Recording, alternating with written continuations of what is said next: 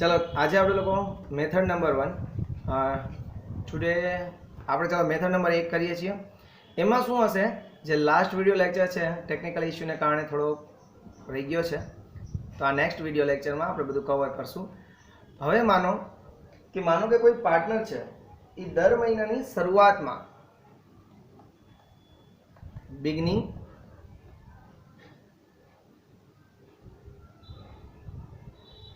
of every month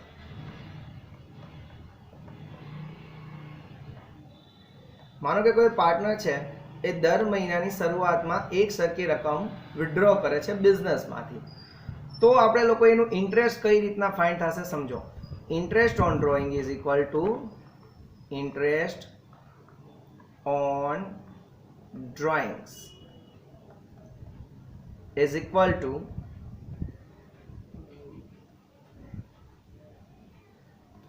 every month drawing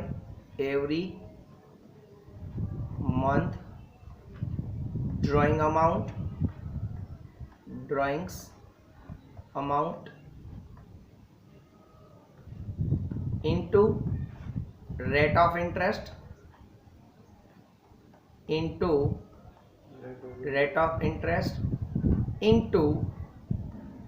78 divided by 12 into 78 divided by 12.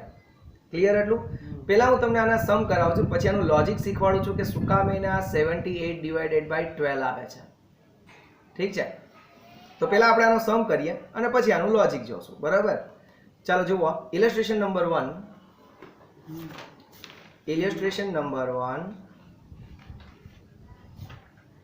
Page number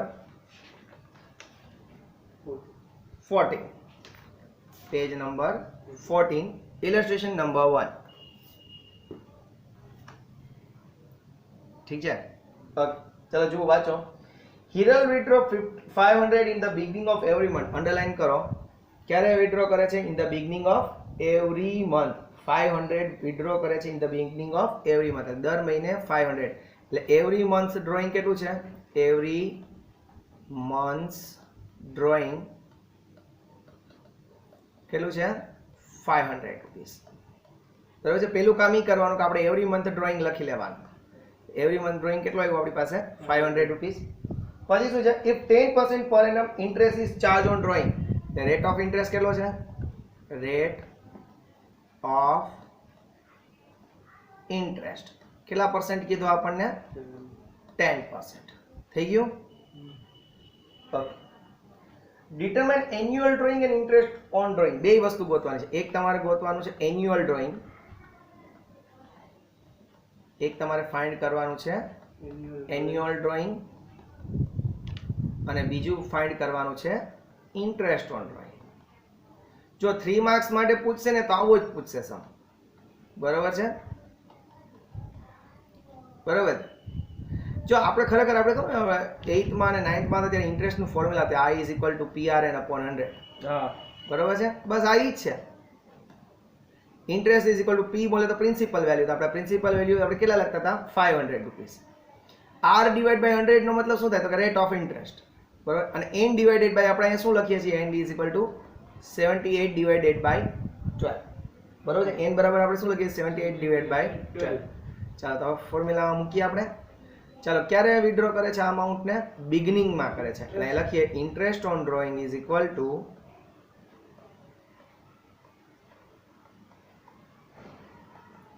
every month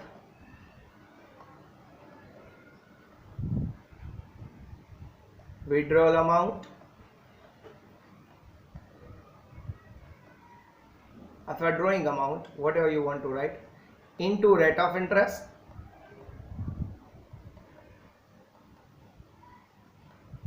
into beginning છે એટલે આપણે શું લખશું? 78 divided by 12. ઠીક છે? ચાલો જુઓ એવરી મંથ કેટલો વિથડ્રો કરે છે? 500 રૂપીસ નો. જો ઉપર આપણે લખ્યું છે કે એવરી મંથ વિથડ્રોવલ કેટલાનો છે? 500 રૂપીસ. તો અહીંયા લખું 500.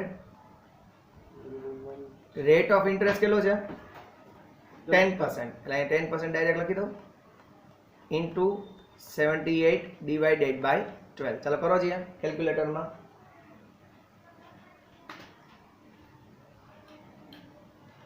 10% એટલે 10/100 નહીં આવે? 10/100 करो तो चले, डायरेक्ट 10% करो तो थी गई ने કેટલા આવ્યા બોલો इंटरेस्ट ऑन ड्राइंग करो काउंट आर्यन 325 या 3 to 5 rupees interest on drawing આપણે કેટલા આવ્યા 3 to 5 એટલું બધું ઇન્ટરેસ્ટ કોનું છે? હે ભૂલ થાય છે કઈ? કાઈ નહીં આખા વર્ષનો ઇન્ટરેસ્ટ થયું આખા વર્ષનું થયું. હા. 500 રૂપિયા ઉપર નથી? 500 રૂપિયા એક મહિનાનું દર મહિનાની શરૂઆતમાં 500 લઈ જાય છે એટલે ટોટલ એને 6000 વિથડ્રો કર્યું એના ઉપર 325 થયું ઓકે ઓકે. શું કે ના હા સમજાણું નીચે હોલે એટલે ના 100 નો લે ડાયરેક્ટ પર્સન્ટેજ મેં તને કાલ શીખવાડ્યું ખબર percentage કે આ percentage 500 multiply by 10 પરસેન્ટ નહીં percentage લગાડવા છે. તો divide by 100 500 multiply by 10 divided by 100 multiply by 78/12. હા હા ઈઝી હા કે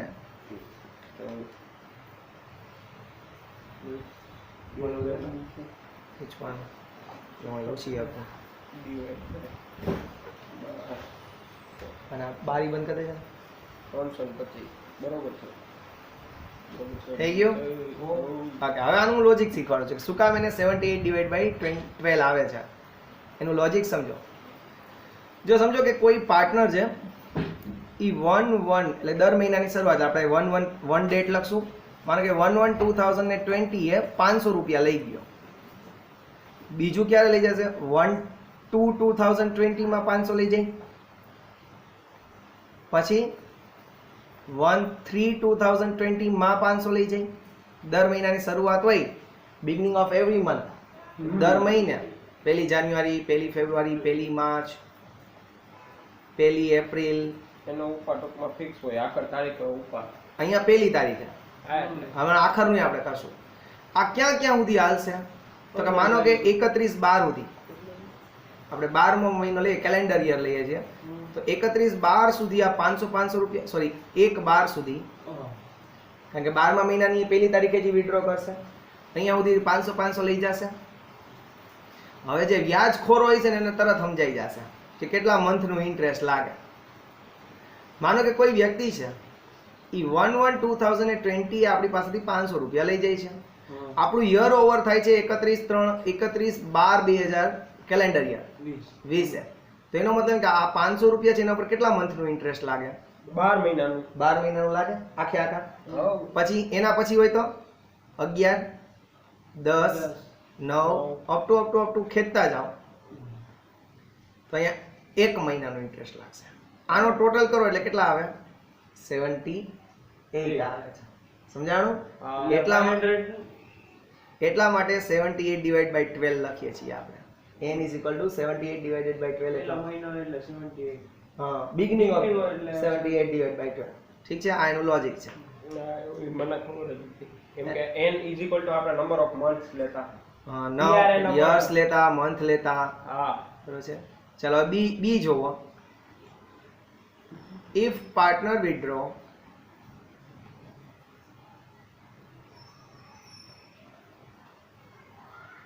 same amount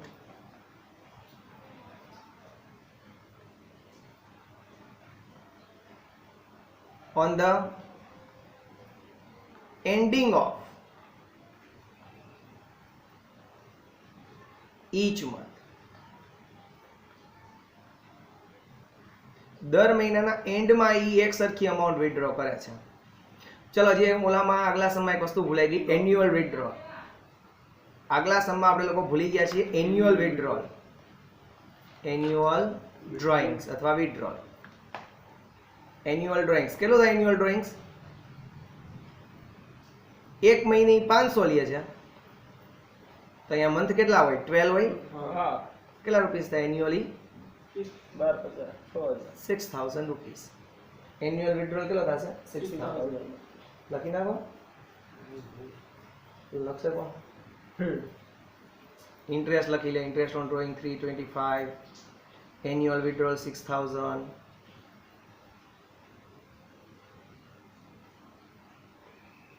ઘણા લોકો ડેપ્રિસિએશન અકાઉન્ટ બનાવીને એમાં આવી રીતના રેટ રાખતા હોય. એ રાખવું ફરજિયાત હોય. એ બધું- ડેપ્રિસિએશન કાઉન્ટ કરે. હમ. કોઈ પણ મશીનરી કે એવું મોટું લઈ એ હજી આવશે બધું આવશે આગળ. એ હજી આપણે ફાઇનલ એકાઉન્ટમાં શીખશું બધું. ઇન્ટરેસ્ટ ઓફ ડેપ્રિસિએશન કા થઈ ગયું ને તારે? ચાલો હવે બીજું. હવે આનું આપણે ફોર્મ્યુલા બનાવીએ તો શું થશે? ફોર્મ્યુલા જોજો. Interest on drawing is equal to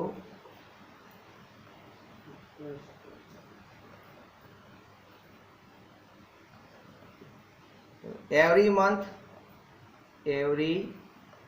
month's drawing amount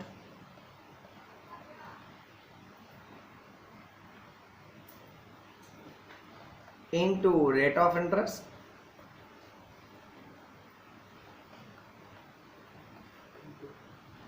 into, હવે જો અહીંયા ખાસ ધ્યાન રાખજો, આ આપણે કઈ ડેટે વિડ્રો કરે છે? એન્ડિંગમાં. કઈ ડેટે? એન્ડિંગમાં. એટલે અહીંયા થઈ જશે 66 ડિવાઇડ બાય 12. 66 બરોબર છે. એટલે યાદ રાખવાનું કે બિગનિંગ કે તો 78 ડિવાઇડ બાય 12 અને એન્ડિંગ કે તો 66 ડિવાઇડ બાય 12. તો બેયમાં લખવાનું, બેય બનાવીને સમ કરવાનો. એટલે આમાં આનું આ ટોટલ આપણે જોયું. હા તો 78 આવ્યું ને એને બદલે આ કરો ને તો 66 થાય. એટલે ઉપરથી આમ 1 2 3 4 હા નહીં, ઉપરથી જો આ રીતના રહે. માનો કે પહેલો વિડ્રોલ ક્યારે કરે? 31/12 કરે. એન્ડિંગ ઓફ મંથ છે એટલે. તો 31/12 કર્યો, સોરી 31/1 કર્યો. 31/1 કરે જાન્યુઆરીનો છેલ્લી તારીખે. તો એના ઉપર જાન્યુઆરીનો તો ઇન્ટરેસ્ટ ન લાગે, એટલે 11 મહિનાનો જ ઇન્ટરેસ્ટ લાગે. ટોટલ 12 મહિના હોય. જાન્યુઆરીની લાસ્ટ ડેટે લીધા છે રૂપિયા, તો જાન્યુઆરીનો તો વ્યાજ ન લાગે ને એના ઉપર. સમજાણું? જાન્યુઆરી ન લાગે કે વ્યાજ ક્યાંથી ચાલુ થાય? ફેબ્રુઆરીથી ચાલુ થાય. એટલે આના ઉપર 11 મહિના. પછી એવી રીતે તમે જતા જાઓ 10 9 8 7. છેલ્લો એ વિડ્રો ક્યારે કરે? 31/12 કરે. 31/12 પણ ત્યારે ઝીરો આવે. હા ત્યારે તો ઇન્ટરેસ્ટ લાગે જ નહીં. કેમ કે એક મહિનો બાદ થઈ ગયો. વાત થઈ ગઈ. તારીખે આનો ટોટલ કરો ને એટલે 66 થાય. બરાબર છે? એટલે આપણે બિગિનિંગ ને એન્ડ યાદ રાખવું. યાદ રાખવાનું. ચલો લખાઈ ગયું ફોર્મ્યુલા. હા. હવે જુઓ એક્સરસાઇઝ નો. ચલો. Exercise page number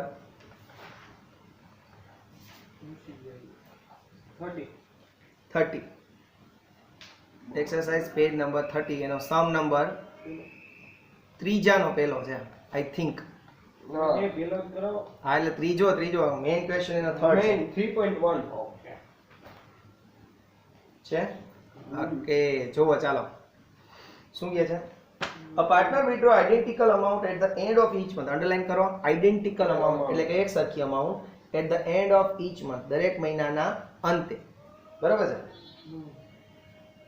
From the form. At the end of the total drawing is 12,000. અહીંયા જો તમને શું આપ્યું છે એ જોજો. તમને ટોટલ એન્યુઅલ ડ્રોઈંગ આપી દીધું. હા તમને શું આપ્યું છે? ટોટલ એન્યુઅલ ડ્રોઈંગ કેટલું આપ્યું છે? 12,000 રૂપીસ. 12. પણ આપણે કેવું જોઈએ છીએ? આપણે તો મહિને જોઈએ. હા તો મંથલી ડ્રોઈંગ ગોતવું પડે. હા તો એની માટે જે રેટ આપ્યો છે એ રેટ ડિવાઈડ કરી નાખવાનો. મંથલી ડ્રોઈંગ કેટલા થશે? તો કે 12,000 12 મહિનાના હોય તો પર મંથ એને કેટલા વિડ્રો કર્યા હોય? 1,000 રૂપીસ વિડ્રો કર્યા હોય. સમજાણું આર્યન? સમજાઈ ગયું. પેલા આજે આ કરવાનું ડાયરેક્ટ ઉતાવળો થઈને 12,000. મેં કાલે તાર મમ્મી કીધું ઓવર કોન્ફિડન્સ બહુ થઈ જાય. આ પેલા આ લખ મેં જે લખ્યું પેલા ફોર્મ્યુલા લખવાની. પેલા આ ફાઇન્ડ કરવું જોઈએ. આની જરૂર છે મંથલી ડ્રોઈંગની. આપણે પેલા મંથલી ડ્રોઈંગ ફાઇન્ડ કરવું પડશે. આની આપણને રિક્વાયરમેન્ટ છે. તો સમ બરોબર જ છે. નથી, ખોટો છે. અહીંયા 1,000 રૂપિયા લખવા પડશે 12,000 જગ્યાએ. આ બસ હવે ઉતાવળ કરી આવે બધા બોર્ડમાં. પછી કે માર્ક્સ નો આવ્યા સર. આ હરખા પેપર નથી જોતા, પેપર ચેક કર બધા. એ શું કરે બિચારા ભાઈ? તમે લખ્યું જેવું હોય ભયાનક. ક્યાં નિયમો વાપરા હોય, કયું ગણિત વાપર્યું હોય, કયું મેથ્સના કેલ્ક્યુલેશન હોય એને જ ન ખબર હોય. તમારું મેથ્સ ને એનું મેથ્સ પાછું મેચ ન થતું હોય. મંથલી ડ્રોઈંગ નથી આપ્યું. એ ફાઇન્ડ કરવાનું છે આપણે. એન્યુઅલ ડ્રોઈંગ આપ્યું છે. 12 મહિનાનું ડ્રોઈંગ આપ્યું. આપણે તો મંથલી લખવું હોય ને ફોર્મેલમાં, એટલે મંથલી ગોતવું પડશે. એટલે જો મેં ગોઈતું મંથલી. થઈ ગયું? હવે સમજાણું? ઉતાવળે આંબા પકાવ્યા. મેં તો સાચું જ કીધું. હા તે સાચું કીધું, માનું કહું. ચલો લખો. Interest on drawing is equal to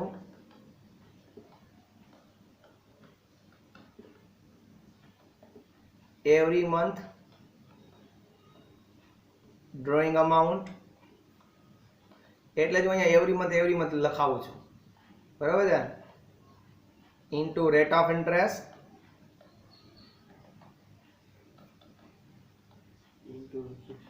into 66 divided by 12. ઠીક છે,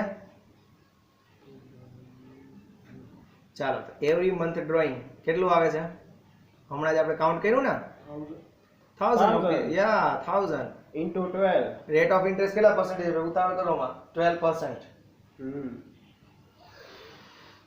એટલે 12 ડિવાઇડ into 66 divided by 12. ચલો કાઉન્ટ કરો 660 શ્યોર 100%. કાઉન્ટ કરીને કહેજો અરે કાઉન્ટ જ છે. ઇન્ટરેસ્ટ ઓન ડ્રોઈંગ ઇન્ટરેસ્ટ દુકાને બેઠા ને સાહેબ એટલે આવા બધા ઇન્ટરેસ્ટ ઓન ડ્રોઈંગ્સ 6660 રૂપીસ. ચલો આવ્યો ફ્રેન્ડ્સ બધાને યસ ઈઝી આ બધા છે ને ગ્રાહકને ફટાફટ જવાબ દેવાનો હોય ને પૈસા ઈઝી. ચલો બધા લોકો છે આ બે ડાયરેક્ટ મલ્ટીપ્લિકેશન નહીં કરતા હું ક્વેશ્ચન માંથી જોઈ ના ના ના પણ 12000 એન્યુઅલી આપ્યા છે, આપણે મંથલી ગોતવું પડે ને બધામાં મંથલી ગોતવું જ નહીં, આગલા સમયને મંથલી કરીને આપ્યા હતા, પડે. એમાંથી આપણે એન્યુઅલી ગોઈતા હતા, બરોબર છે. આ સમમાં આપણે એન્યુઅલી આપ્યા છે, આપણે મંથલી ગોતવાનું, કારણ કે આપણે ફોર્મ્યુલામાં શું કરવાનું છે, મંથ્સ ડ્રોઈંગ લખવાનું છે, એન્યુઅલી આપ્યા હોય તો 12000 upon 12 કરી દેવાના. હા થઈ ગયું. ચલો બે સમ જોઈ લ્યો શાંતિથી, અને આના પછી આપણે લોકો કરીએ બીજી મેથડ.